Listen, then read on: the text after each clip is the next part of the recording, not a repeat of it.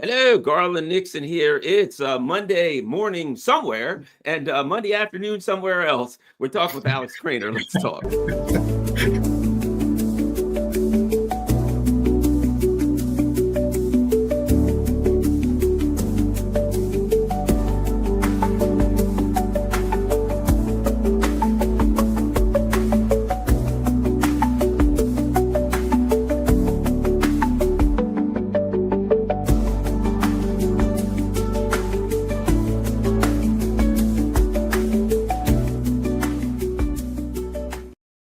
Hello, Garland Nixon here with one of my favorite. I don't know even know what to call people like us anymore on online. Are we pundits? Are we just people running off at the mouth? Whatever. But Alex Krainer is a brilliant guy. Knows a lot about politics and finances, particularly in the EU, but worldwide. And I really enjoy a lot of his work. And I'm really happy to have him on my humble channel. Alex, thanks a lot for taking a little bit of time out to hang out with us. Great pleasure, Garland. Thank you for having me, and greetings to your viewers and listeners. Wonderful, wonderful. Okay, this is a big one. Yeah, we want to talk about finance, but I think a big chess move has happened, and I want to see what you think about it. I see it as a major chess move. Putin thanks North Korea for its help in liberating the Kursk region. Quote, "We commend the North Korean soldiers' heroism, their excellent training and dedication displayed while fighting." To me, this is, I really, understanding the Russians and their culture like I do, having worked around Russians and studied Russia for so long, I pay very, very close attention to their words, right? Here's the part of the sentence that I think is of great consequence. Okay, "We commend the North Korean soldiers' heroism, their excellent training and dedication displayed while fighting shoulder to shoulder with Russian soldiers defending our motherland as their own," the Russian president emphasized. A, who it came from. That's straight out of Putin's mouth. B, defending our motherland as their own. I see this, yes, yeah, whether they were there. Look, to be honest, whether the North Koreans were actually there or not, I still don't know. Maybe they were, maybe they weren't. But this is a powerful chess move. Alex Krainer, your thoughts on it? I'm very surprised. I learned about this from you just now, moments ago, before we went live. And I don't know exactly how to explain this, but I would venture two guesses. One of them, as you say, it's a chess move. A simpler guess would be that, if North Korean soldiers actually did fight in Kursk, which I assumed at the time that they didn't, though I did assume that, because there's been a military pact signed between North Korea and Russia, and the Russians were transferring certain weapon systems to the North Koreans. And so I assumed it would be normal that they invite North Korean soldiers and officers for training in a real war theater. So that I thought maybe there were some North Koreans there, but probably officer cadre, and they were there to learn how to use these Russian weapon systems. Anyway, to the extent that they actually fought for Russia, I think it's right and polite to acknowledge that, to thank them, and to commend them on their courage. So that's the simpler explanation. The less simple explanation, as you suggested, it's a chess move that complicates the Western geopolitical equations, because as the collective West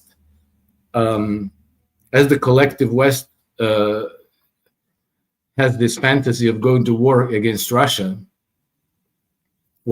2029, 2030, that they have to take into account that Russia has a real, actual military ally who has actually fought with the Russians together already in Kursk. It might be one of those two. And I would add the third one, but I haven't paid attention over the last few weeks what's going on in the Korean Peninsula. But this whole thing about North Korean soldiers fighting in Kursk with the Russians, the narrative was contrived in the run-up to the December coup attempt in South Korea, if you remember that. And I think it's important to expand on that a little bit because, events are happening so fast. That feels like it was Vietnam, like it was a few decades ago. What happened is that the West was running out of weapons, and particularly out of the 155 millimeter shells for the Ukrainians. And the only Western allied country that had an abundance of those weapons was South Korea, is still South Korea. And so they tried a number of ways to get those weapons out and smuggle them to the Ukrainians, but it didn't really work. It was too little, too complicated, too cumbersome. And so they wanted to somehow get South Korea to simply sell those weapons to Ukraine, except that South Korean law and constitution are very clear that this is not possible. So after some attempts, they orchestrated a coup. And they started with this sometimes around July of 2024. And what they did initially, they wanted to escalations between North and South Korea. And so the South Korean deep state organized like a false flag attack on North Korea. They sent some drones on Pyongyang. I don't even remember if they did very much damage at all, but it was a provocation. And they thought for sure the North Koreans were going to respond, except they're not stupid. They didn't take the bait. Nothing happened. And so then in December, you get this coup, which seems to come out of nowhere for no reason. Profound confusion. But as they were building towards the coup, they were the rhetoric was ramping up about, the North Koreans are actively participating in Ukraine war on the side of the Russians. So we should help the Ukrainians, and we should send weapons there and troops and ammunition and all of these things. But the opposition was saying no way, no how, and it wasn't going anywhere. It was blocked, and it seemed like it was going to be blocked completely. They couldn't find a legal way around it. And so they then, I think it was a 5 December or something like this, they stage a coup out of the clear blue skies. And the coup would go with arrest and killing of the leading opposition politicians and heavy-handed censorship, so that the South Korean public would no longer know what the hell is going on. They would be in the dark, and that would provide a smokescreen to the government of Yoon Suk Yeol. I'm not sure if I'm pronouncing it correctly, but his government would then be able to supply the Ukrainians with 155 millimeter shells and ATACMS and Patriot missiles, and maybe even troops. And the South Korean people would have no idea. So I interpreted that whole rhetoric about North Korean troops in South Korea as an elaborate scheme to try to use South Korean arsenals and possibly troops as reinforcement for Project Ukraine. Now, Putin just put a spanner into all my theories, and I'm going to have to think up how to square the circle. It's not obvious, but it could be a psyop on the side of the Russians for some reason that maybe we'll know a little bit more about when the dust settles. I also connected to China because I've been saying this. The Chinese and the North Koreans have a mutual defense pact. If you attack China, you're at war with North Korea and vice versa, right? So now by extension, Russia has a mutual defense pact with China, because if you attack China, North Korea is in it. And I'll put it like this: it's like the consummation of the marriage. Whether it happened or not's irrelevant.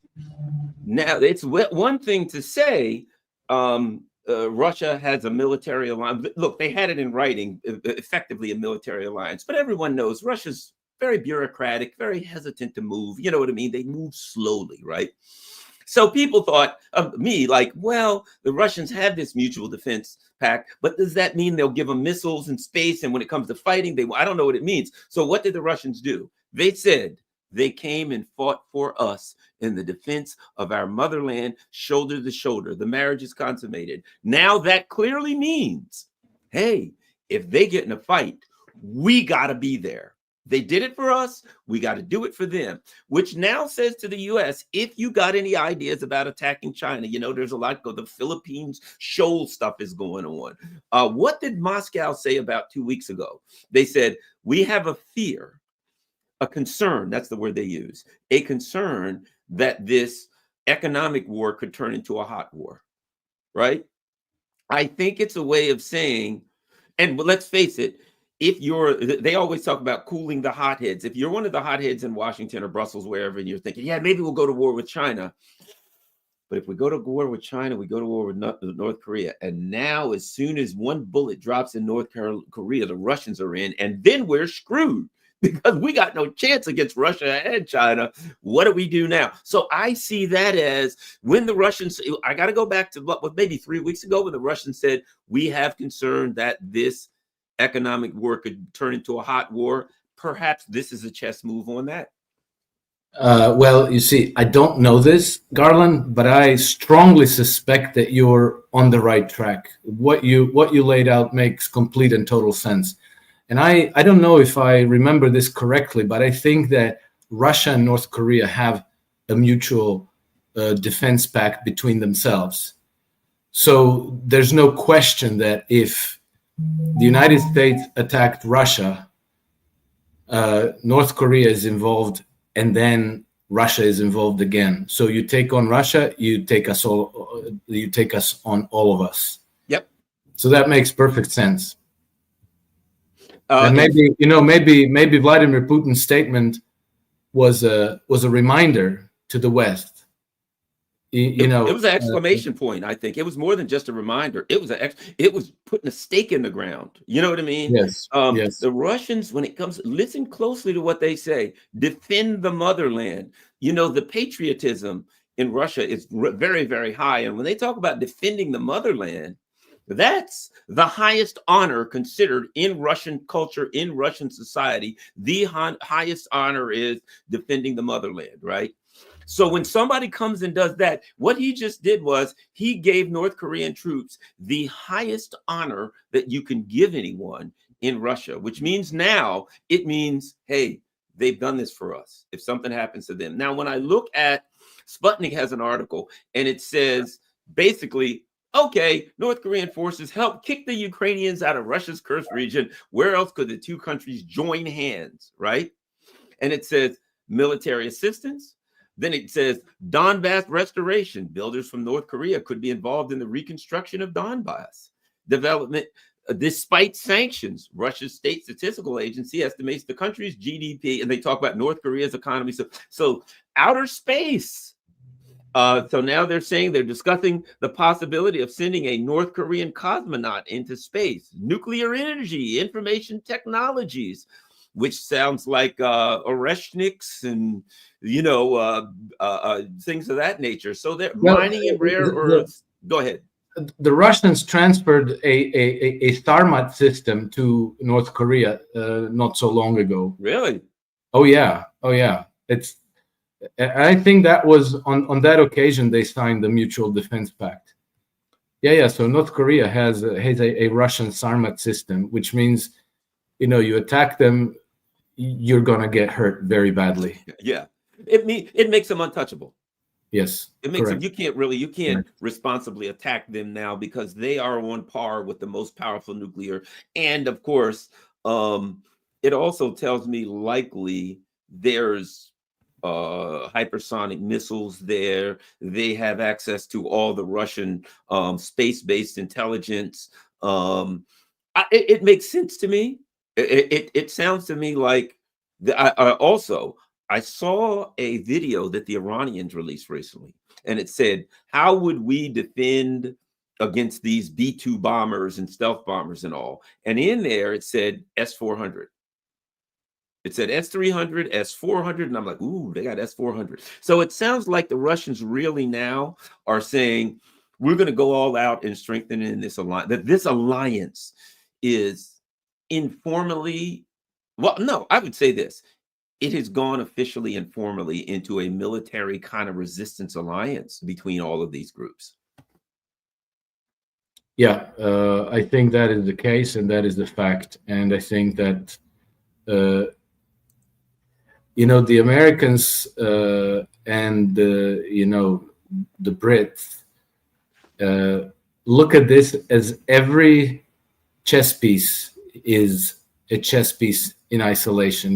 We're gonna exert pressure on the Iranians and then get these concessions from them, and then we're going to exert pressure on the Chinese, and we're going to get these concessions on them, and we're going to deal with these people and with those people. And it's always with this abrasive approach of, hey, we're going to do this and you're going to do this, and if you don't, we're going to hurt you.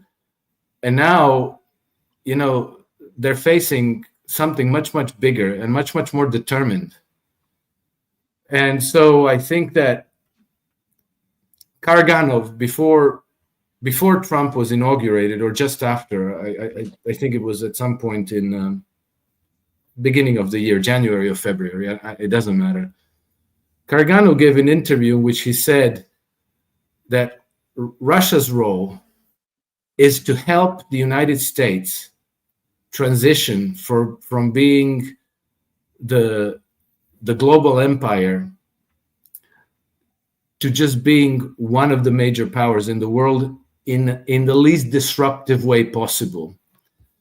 And I think that this statement exactly reflects the thinking of the Russian leadership, and that these little psychological games, if they are psychological games, and I think very likely that's the case, are simply to nudge the United States to think clearly about what they're doing, because they're acting in a very antagonistic way with powers that can actually push back very strongly. This whole game with tariffs, which, I understand that Trump and his team have an objective in mind, and that objective, you can disagree or you can agree, but there is a rationale with merit that should be discussed. Protectionism, reindustrializing the United States. Trump explicitly says he wants to turn the United States into a global manufacturing superpower. Wouldn't everybody want that, right? But this abrasive confrontational style and the trade wars, as Vladimir Putin says, or Russian leadership says, it could really turn into a hot war. So I think, and the Chinese are apparently quite indignant about this.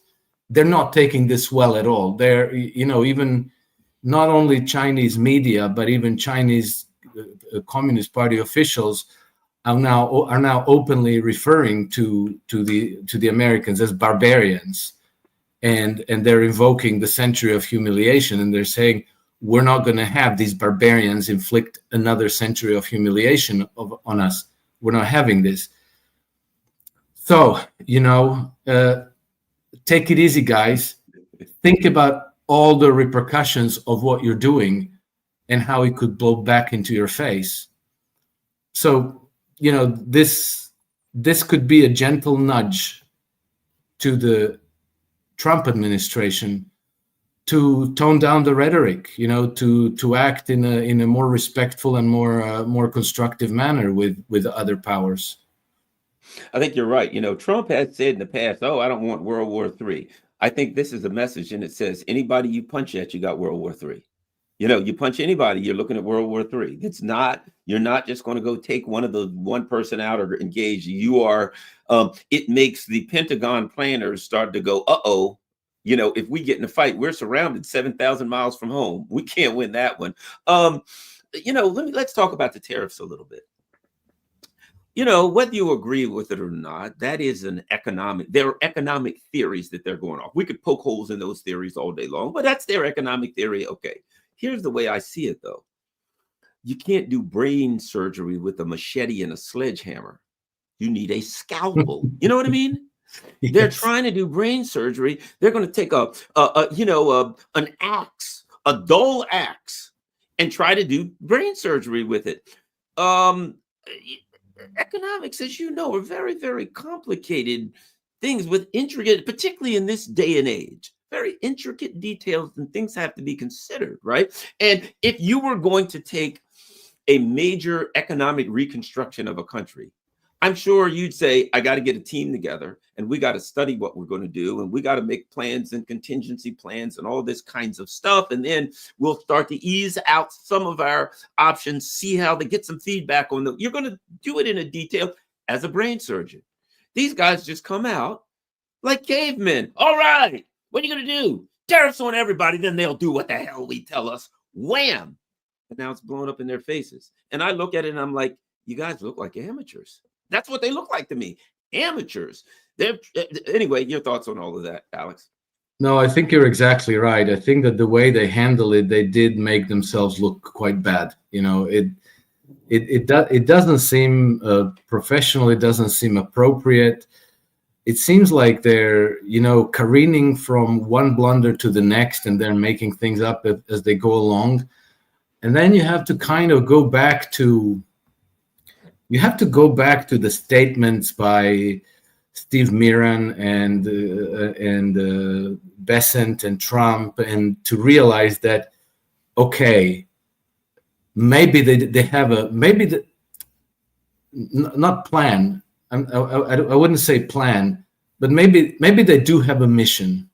Maybe they thought this through, but they don't have a plan. They're just you know, busting out of the gate, firing on all cylinders, and then, oh shit, you know, turn, screech around the corner, bump into a bunch of things, damage the vehicle. You know what I mean. But you know, the choice essentially, which is where I try to, if not defend the administration, at least give them some credit, is, you know, the choice is between two systems. And this was well articulated by Abraham Lincoln's economic advisor, Henry Carey, in his book, Harmony of Interests. And he says, there's the American system of political economy and the British system of political economy. I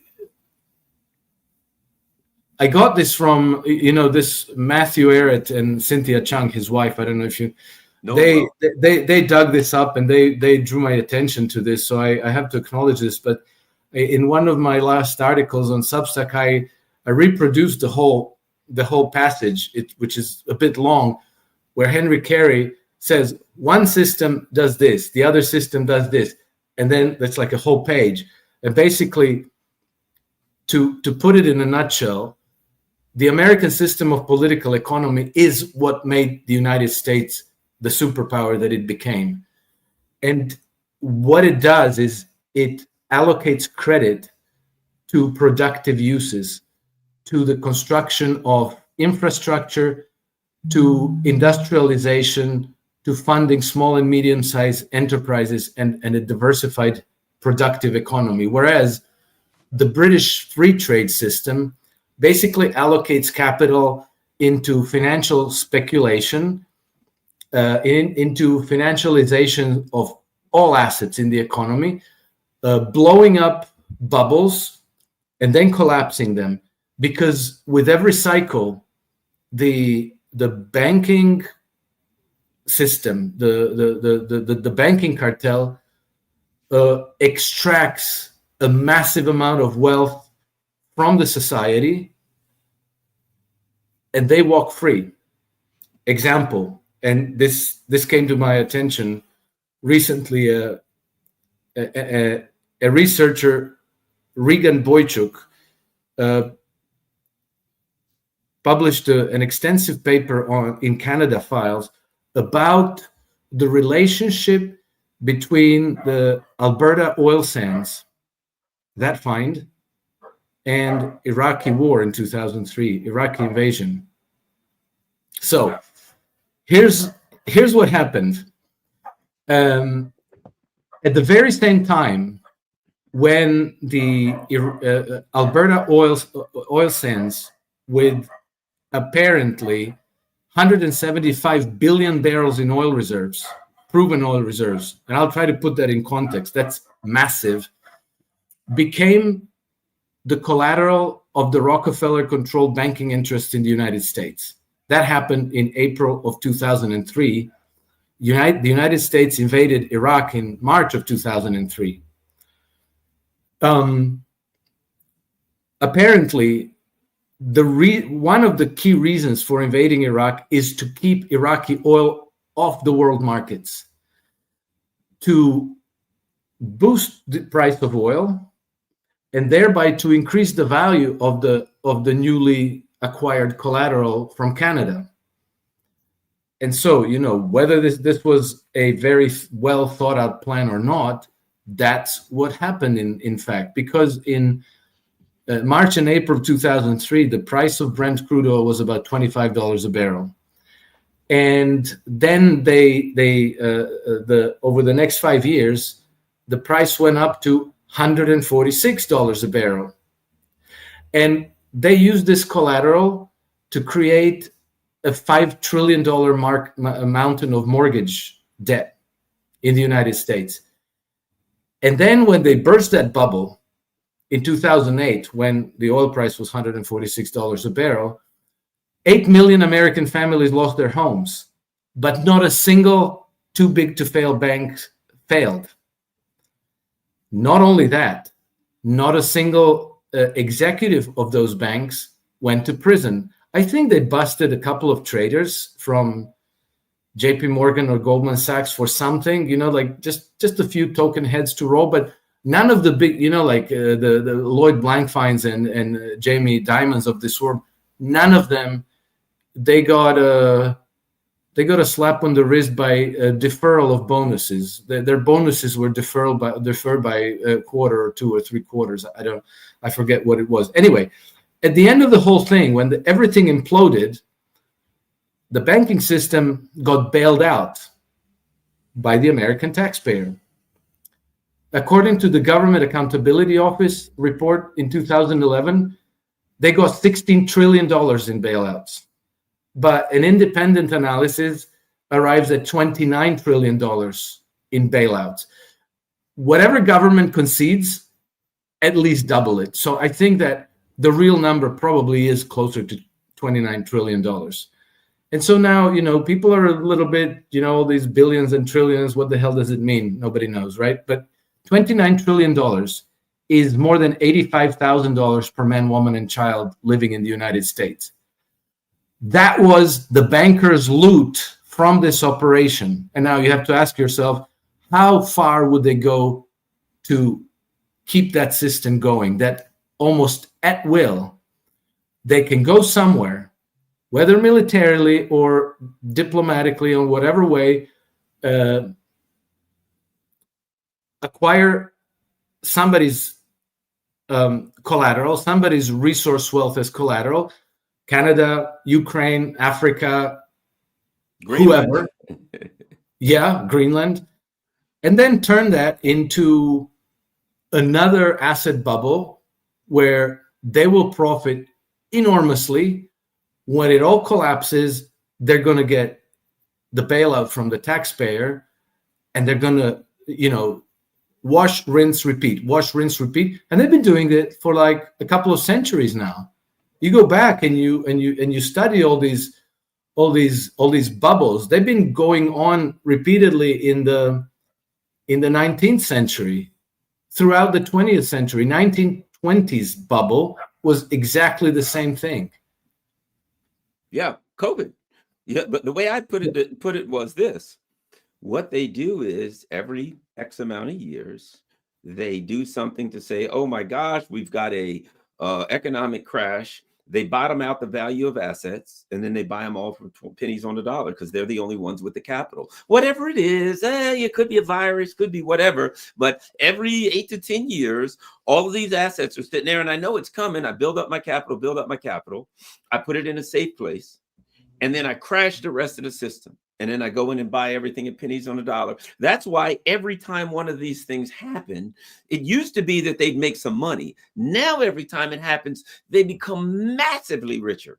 So because they did it in 2008, these people that were worth $1 billion or $2, $1 billion, $2 billion, $3 billion in 2007. Yeah.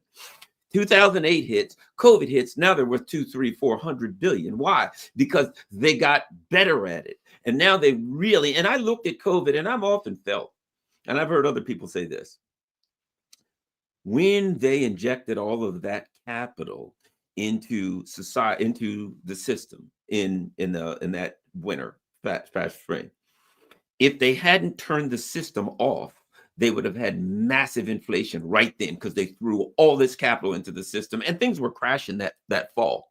So to me, you can argue about COVID. I've talked about a lot about that, in my opinion, where it came from and stuff. But here's the reality. I think they had to shut the system down so that they could inject all of that capital into the system and not have massive immediate inflation, because people would have went berserk on them if all of a sudden they woke up with the inflation. So now we've been seeing the inflation about a year later started leaking out. And it just started leaking and leaking, and it's leaking faster and faster. But I believe that COVID shutdown was to turn the economy off so they could do the quote CARES Act and throw 10 trillion into the system. Yes, correct. And isn't it strange that the whole congressional process, the whole procedure of the CARES Act actually started in January 2019, more than a year before the pandemic hit. God, that's some foresight, that's interesting. But, not only that, it's they use every emergency as it happens to change the legal framework so that they can make this pump and dump plunder operation more efficient and easier. Because remember, in 2008, they had to lobby the Congress very heavily to obtain the bailouts. They were asking for $700 billion in bailout. Remember, what's his face? Paul. That sounded like Roker. I know what you're talking about. I can't think of his name. I think the Goldman Sachs guy. Yep. The bold Goldman Sachs guy, who was then Treasury Secretary. He was on his knees before Nancy Pelosi begging for a bailout of $700 billion. In the end, they got 16 trillion or more. But now they no longer need to ask Congress. Now they simply delegated that function to the private Federal Reserve interests, and they can bail themselves out in permanence as much as they want. Europe has a different system, but same effect. European central bank has created all these mechanisms, European stability mechanism, European human rights mechanism. I don't know how they call them. Yeah. They always call them something really, really nice, golden retriever puppies mechanism. Right. But the effect of all these mechanisms is that they have an unobstructed permanent bailout facilities. So if they gamble and win, their wins. If they gamble and lose, they're automatically bailed out. And there's no legal recourse of any source, of any sort, foreseen in this. Actually, what the system imposes is that there is no recourse. The banking system gets bailed out. Everybody just sit down and shut up. That's how it is. And so there's practically been a banker's coup, and I think that coup was finalized with the pandemic. And if you go to the letter that the op-ed that Mario Draghi published in the Financial Times in March 26, March 29, March, somewhere thereabouts in the Financial Times, that practically spells it out. We're taking over. We can no longer allow the bureaucratic red tape to restrain us, because this is a war situation. You know, the pandemic. We are practically in a war situation. This is an emergency. We have to act. We can't wait for all these legal constraints to hold us back. And so that was done. And now they run the show. And so when you ask yourself, where is this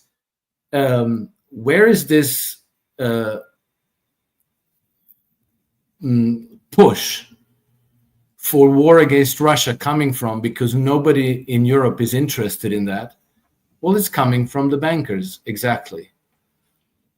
Yeah, it certainly is. You know, what's interesting, and I want to ask you about this, you know, historically, let me give you an example. 1991, the U.S. wanted to go to, you know, war with in Iraq and the whole Kuwait thing, and they were like, "Oh yeah, we've got to go," but they had very low approval ratings. So you probably know the story. They went and got this K Street PR firm, and they cooked up a story about babies being thrown out of incubators. They ran it all over the news, and they got it up to 60% approval rating, and they went in, right? So they didn't have the approval that they needed. They got the approval rating. Here's the problem: people still had jobs then. People still had some faith in the system, in the news, etc. Now they're watching us. They ain't watching the news. They hate the news. They can't stand the news. They're watching alternative media on YouTube and Rumble and stuff like that, right? Here's my point. The ruling elite in Europe are despised by their own people. They're despised. They're hated. They have to cheat. They have to arrest the opposition to stay in power, right? So as bad as, oh, we want a war with Russia, or we want to attack. I watched a video the other week of this guy in England, and he was saying, you know, people in the military want out. And he's like, people my age, he says, there ain't no way in hell, I'm paraphrasing, we'd go fight against Russia. We'd go to 10 Downing Street, and we basically saying we revolt against our own government if they try to drag us into a war. That's the other issue they got. Yeah, do they want a war with Russia, whoever the hell? Sure. Right? It is historically, their governments would be overturned, and the people would burn the country to the ground if they tried to drag these people that they're abusing and cheating and robbing. And, you know, that's the problem. The ruling elite, I don't know if they realize it. If they tried to start a war and they said to the people in Europe, oh yeah, you guys that are all struggling, yeah, we're all going to put you in a uniform and you send you to die on the Russian front, they'd be hung. Your thoughts on that? Well, yes, you're correct. But, you know, the old playbooks, actually, the preparations for war start by immiserating the people and destroying the economy first. It's not that people go to war because everything's fine and people have jobs. It's actually the opposite. And so if you look at the way Germany was being prepped for war in the 1930s and the way Ukraine was being prepped for war after 2014, well, actually, since 1991, their economies were destroyed. And so now, check this out. 3 nations in particular were designated kind of as flashpoints to destabilize Russia. That was Ukraine, Moldova, and Georgia. So if you look at the period from 1991, when these republics won their independence from the Soviet Union, and 2014, these 3 were the worst, the second worst, and the third worst economies in the world in that 24-year period, from 1991 until 2014. Only 5 economies in the world had negative GDP growth. And Ukraine was by far the worst. They lost 35% of their GDP over that 24-year period. All duly advised and guided by the IMF and by all these Western advisors. Structural reforms, you have to do this, you have to do that. And they, trying to do that so they could get IMF loans, and they could get bailouts, and they could accede to the European Union. So they went along with this advice, and the effect is that you had 3 of the top worst performing economies in the world Georgia, Ukraine, and Moldova. And so what does that do? That creates high unemployment, particularly high youth unemployment. So you have millions of young men with no future, no jobs, no way to realize their aspirations in life, no way to get married, raise families, and so forth.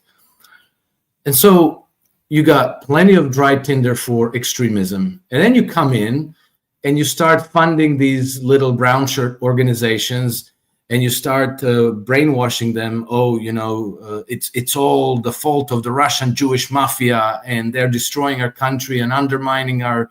And then you start, weaving stories about the great nation, and then it's like, hey, guess what? It's up to you to make Ukraine great again, and you're going to get some money. You're going to get these nice uniforms, status in society, power. We're going to give you plenty of weapons and plenty of stuff, and then you build up these extremist movements, and then at a given moment you have the Aidar battalion, the C-14, the Azov battalion, and they're all dying for a clash against Ukraine, against Russia. Except they don't go fight the Russians. They're all pumped up with, like nationalist fervor, but their jobs is not to go fight Russians. Their job is to terrorize the domestic population. And then at a given time, to go around the towns and cities of the country and basically kidnap people and throw them to the front lines by force, and then sit behind them and shoot them in the back if they want to surrender or withdraw. That's their jobs. And now we see the same process playing out in Europe. You already have deindustrialization. You already have a deepening structural crisis. Nobody sees the light at the end of the tunnel other than all these trillions of euros that are being allocated to the defense sector. And you have also these brown shirt movements mushrooming all over the place. You see them in Finland and in Germany and in Poland and in Croatia and in Bulgaria and Romania and Spain and France and Portugal and the Netherlands and Sweden, all over the place. And every so often they'll do their Tiki Torch March, and in Britain. And they will usually promote themselves with kind of reasonable sounding slogans like we want return of our sovereignty, no more uncontrolled immigration. And people think like, oh, well, that makes sense. You go, guys. These same guys are going to be abducting your children and sending them to the front lines. Anyway, that's that rant. It makes sense to me. I tend to think that, things play out different. I tend to see some very serious instability coming to Europe. Maybe even, I've been saying this for a while. I just feel like there's going to be violence. I feel like there's going to be, I'm not going to use the word revolution because I don't know that it'll be structured like, a group say we're going to revolt and put in this new government or anything. But I see Europe falling into some kind of a conflict zone. When I did my speech at the United Nations Security Council, my big warning was, I don't know if you ever saw that speech. I said, look. I did. Yes, I did. Yeah, all of these weapons are going to go into Europe, and people are going to be unhappy and pissed. And they're going to use them to shoot at you guys. You better wake up. They may shoot down passenger planes. They may look, and there may be a procession of cars with the foreign minister, the president in, and now they got anti-tank weapons that they're firing on that I see the potential. I never want to pronounce anything because I hope it doesn't happen, for some real nasty, bloody violence internally coming to at least some of the countries in Europe, maybe Germany, maybe the UK, maybe France, the major, because those are the people that have been living the best, and they are going to be really pissed. Do you think that's possible? I think that that's actually likely, not just possible, because this is how you shake the jar. That metaphor about putting black ants and red ants into a jar and then nothing happens, but if you shake it up, they all just start killing each other. that's how they do it. Like, now they're one of the likely flashpoints are the Balkans, right? And the British intelligence is they're dominating in so far as foreign influence. The Americans have kind of stepped back, but there's a widely held perception that the Bosnia and Herzegovina are crawling with British spies. And now they're setting up conditions for conflict between Serbia on the one side, which is the way they want to draw Russia into this quagmire. And on the other side, Croatia, Bosnia, Kosovo, Albania, and Bulgaria. And so Croatia recently signed a military alliance with Kosovo, Albania, and Bulgaria. We have got nothing to do with those three countries. Nothing in common. No reason whatsoever to have a military alliance. But we are basically surrounding Serbia from the west, south, and east. So if it comes to a conflict between Serbia and Kosovo, because the Serbs still believe that Kosovo is part of Serbia, which has been carved away from them after 1999 bombings, by NATO. And now Kosovo has been turned into maybe the world's largest madrasas for jihadists under the auspices of NATO and the United States. And so, at some point, the Serbs might want to say, enough of this. We're going to claim our land back. And NATO and Kosovo might be too weak to defend themselves. And so, of course, then you say like, hey, mutual defense agreement. Croats, Albanians, Bulgarians, you have to come to our aid and attack Serbia. And then, that forces Russia to intervene on the side of the Serbs. And there you have not exactly the same scenario as World War I, but a very similar scenario, definitely contrived on the basis of the very same playbook. And so today, if you go around Croatia and you ask people, they barely understand this. They're like, what? We signed this alliance? What the hell is that? Why? What's the point? And then you tell them, and there's like, no way. No way are we going to go to war against the Serbs. That's over. Nobody's so keen on that. Nobody feels much hatred to that point anymore. So that's not going to happen. Well, guess what you do then? As the British did throughout history of the British Empire, they cultivate these little extremist groups. In the run up to World War I in Serbia, there was this thing called Black Hand. Mm-hmm. That kind of influenced the young Bosnia, which executed the assassination of Franz Ferdinand, and then everybody went crazy, right? You cultivate one of these groups. Let's say they bust into a Croatian village and they kill a bunch of completely innocent men, women, and children. And then, since you control the media, then on both sides you inflame the things like, oh, look at what the Serbs are doing to us. That's war. We have to.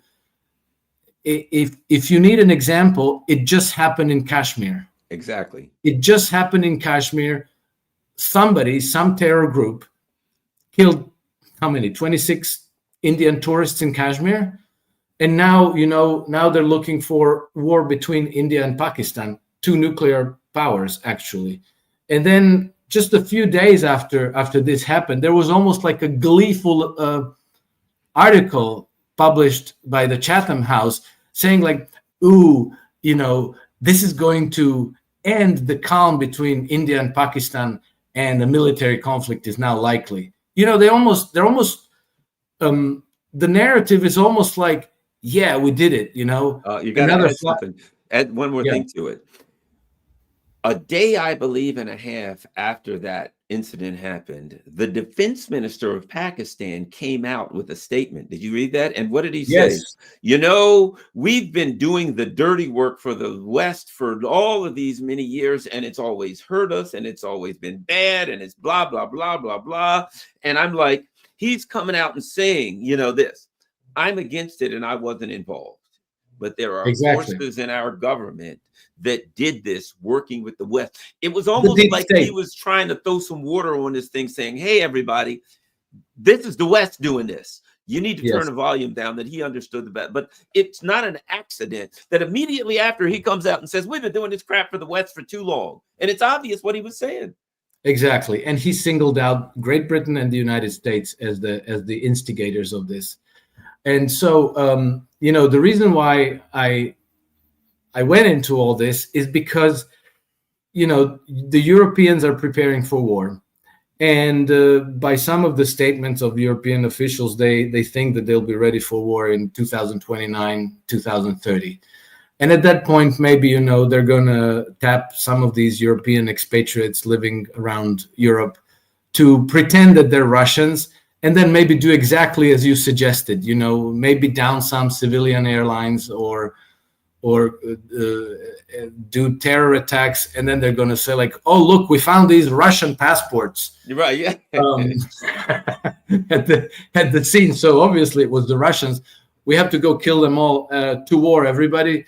And that's how they will probably try to provoke a military conflict.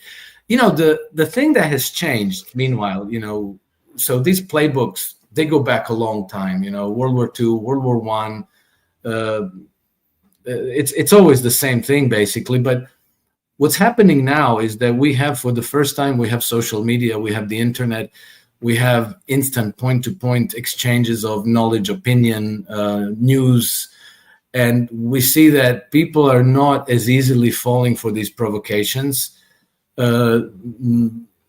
False flags are being debunked practically in real time, and they are unable to execute on those playbooks quite as well as they did once. Part of the whole show involves control of the narratives, and this is the part that they lost. I think you're right. I think that's why, again, I think that what we all do on a day-to-day basis is critical, whereas Yes. any single one of us is just a voice. But you look at sometimes the numbers that CNN will have, and I'll see George Galloway or Jimmy Dore or the Duran, and they'll do something, and I'll see 400,000 views. And you see CNN put something up, and it's got 10,000 views. They couldn't dream of getting the kind of views I get. Sometimes a couple million views in a month and a half, in a couple months, right?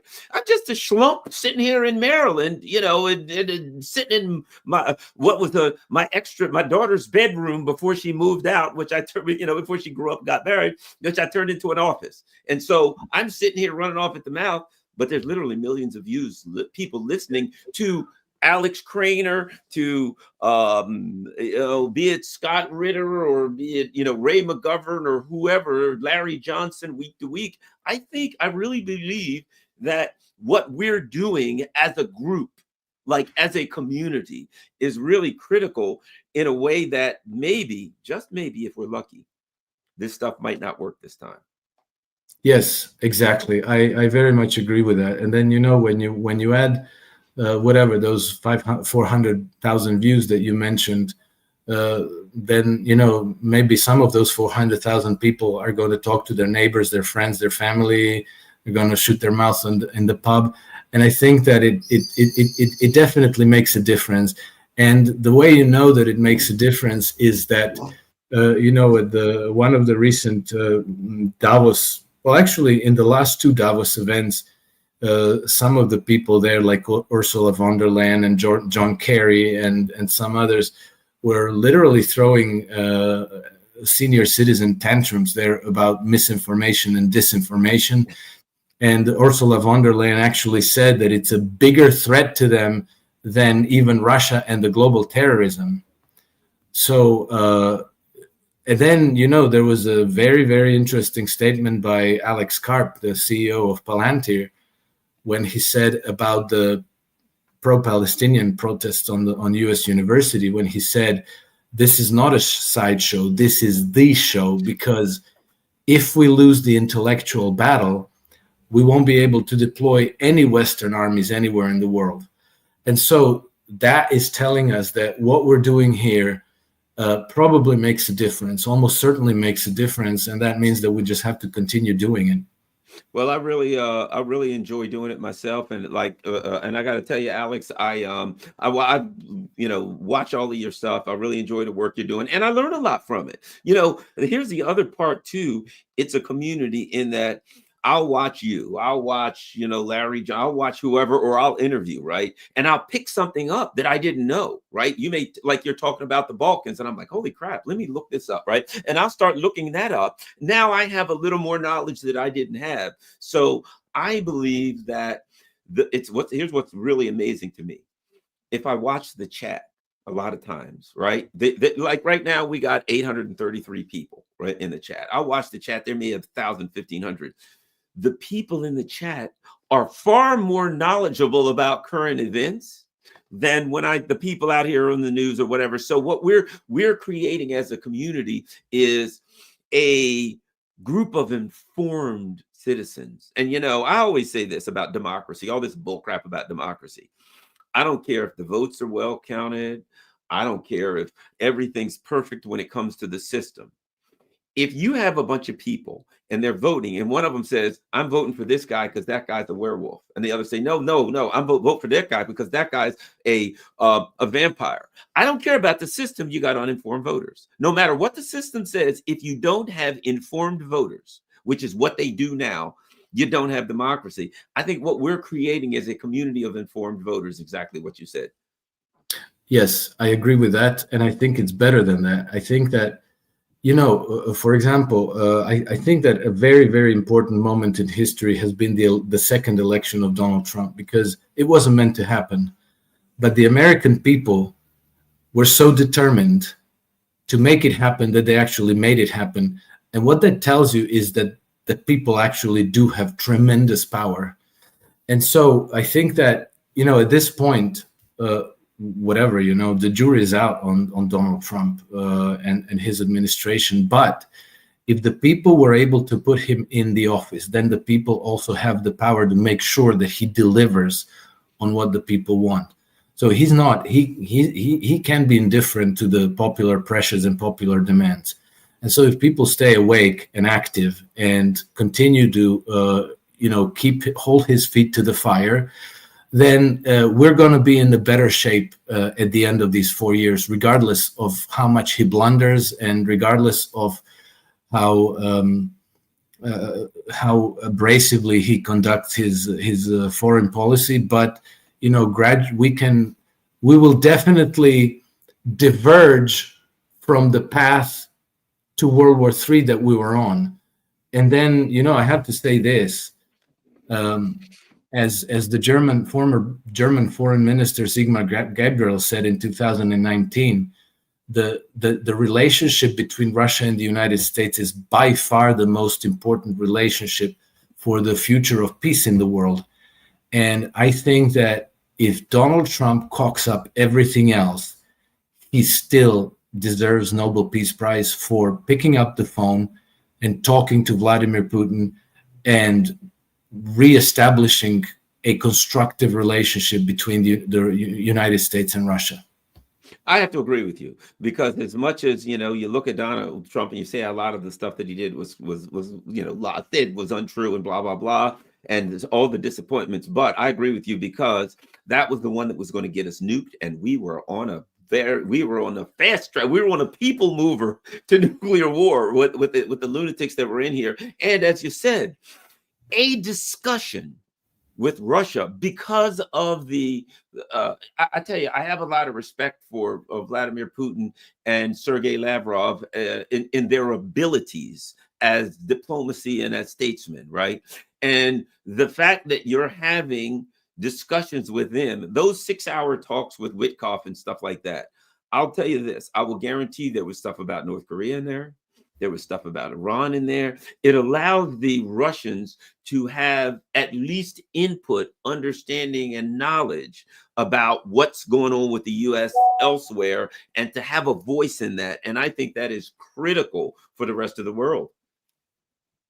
Without a doubt. And I think it's even important that they physically spend time together, that they that they sit down over lunch and talk to each other, that Witkov can go back and say, hey, you know, these Russians, they're smart people. They have their real concerns. We have to take them into account, but they're not bad. They're good people and they're constructive, and we can have a good relationship with them, and we can actually do business with them. You know, we can, you know, it doesn't have to be all hostility. We can, and I think, you know, they promised us a hockey game between Russia and the United States. I think that will be extremely important, you know, because, you know, it will draw a very large audience, and something about sports is actually, you know, it kind of moves the human spirit. You know, like when you see adversaries on ice afterwards, shake hands, embrace each other, smile, and say, good game, buddy. You know, that was great. We have to do this again. That immediately, you know, blows away all these years and decade of Russophobia when you see that these guys are just like us, you know. And so why should we be enemies when we can be friends? I mean, Lincoln said, you know, maybe the best way to destroy an enemy is to make him your friend. So why not do that? I agree with you. We'll end on that, but I agree with you because you know the game. The game is to say our adversaries, they're irrational. They're crazy people. They're animals. Putin's just a madman. He just wants to kill us all. All the Russians, why they're just the hordes want to come across and kill and rape and murder, right? And you watch a game, and they play the game, and it's a good game, and it's a tough game, and you see the Russians cheering in the scrap, and the Americans cheer, and then afterwards they skate by each other and shake hands. And during the game, they have some fights like human beings do, and they punch a little, and they separate them, and then after it's all said and done, somebody wins, somebody celebrates. But what you see is a humanness to them. You see a competition and a reality, and you're like, wow, that was fun. Let's do it again. And I say this, man, that would be, hopefully if it happens, the most watched sporting event maybe in the history of the world. Everybody is got to have to watch that and say, wow. And it's an opportunity to present to people, you know, the Russian women are beautiful. They'll see pretty Russian girls there cheering. You know what I mean? Everybody will see the humanity and the reality. I agree with you. That could be, have you heard anything just that they're going to do it or any time or anything like that? Yeah, I just heard that they said, I think this was the first meeting between Witkov and Vladimir Putin. It was announced that they were going to organize this. And then I haven't heard anything about it since. But I'm sure that they're doing it, and we're going to find out, because that would really be extremely important. And I think that both sides want it to happen. Man, boy, you talk about Zelensky. In his group. I just like to see those and Starmer and Macron. Oh man, I'd love to see the looks on their faces. They're gonna be pouting a little bit. Well, Alex, let everybody know where they can find you, where they can contact you online, X, and follow you, whether it's Telegram, all that kind of stuff. Sure. No, I'm most active on three platforms actually. One is X. My handle is @NakedHedgie, and then I have two publications on Substack. One of them is my personal Substack called Alex Krainer Substack. And the other one is a daily markets newsletter for traders and investors called iSystem Trend Following. So that's the three places where I'm most active. Awesome. And everyone in the chat, all 815 of you right now, here's what's important. You are a very, very important part of in fact, like, what good would it do for Alex and I to just sit here and talk if nobody was watching? So here's what we need you to do. Follow Alex, follow me on Rumble, follow me on Rockfin. Every now and then YouTube kills one of my videos, but they're still up on Rockfin and Rumble. How about that? Also, follow me on Telegram, Instagram, and Facebook. I'm not on X for obvious reasons, and though I'd like to be, but last but not least, here's the important thing. Share this on all your social media platforms. 815 people can share this video, and if like 10 people watch for every one, look where we're at. So share it on all your social media platforms. Thanks a lot. We're out. Thank you.